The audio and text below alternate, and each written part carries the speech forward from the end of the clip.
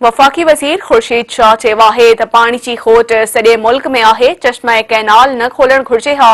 उन सिलसिले में वज़ीर आज़म सां बि ॻाल्हायो आहे। पार्लिमानी कमेटी ठाही आहे जेका पाणी विरासत जी निगरानी कंदी। पंजाब ते इल्ज़ाम लॻाइण खां अॻु जांच करे जवाब ॾींदसि। हैदराबाद में मीडिया सां ॻाल्हाईंदे वफ़ाक़ी वज़ीर ख़ुर्शीद शाह चयो त चश्मा लिंक कैनाल खे खोले वॾी ज़्यादती कई वई। पंजाब वॾो भाउ आहे, उनखे ख़्याल रखणु घुर्जे।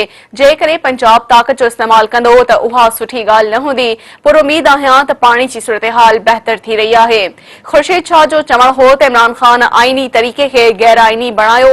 इलेक्शन कमीशन वासे चई छॾियो त 8 लख मशीनूं ख़रीद करण लाइ पैसा न आहिनि। पीटीआई ओवरसीज़ पाकिस्तानियुनि सां कूड़ ॻाल्हाए रही आहे। पाकिस्तान खे बचाइण लाइ शफ़ाफ़ इलेक्शन ज़रूरी आहे। वफ़ाक़ी वज़ीर ख़ुर्शीद शाह वधीक चयो त इमरान ख़ान पंहिंजो रवैयो दुरुस्त न कयो त हू सरप्राइज़ थी सघे थो। पाकिस्तान जी मईशत उन करे तबाह थी जो इमरान ख़ान रियासत जे मसइलनि ऐं इदारनि खे न सम्झियो।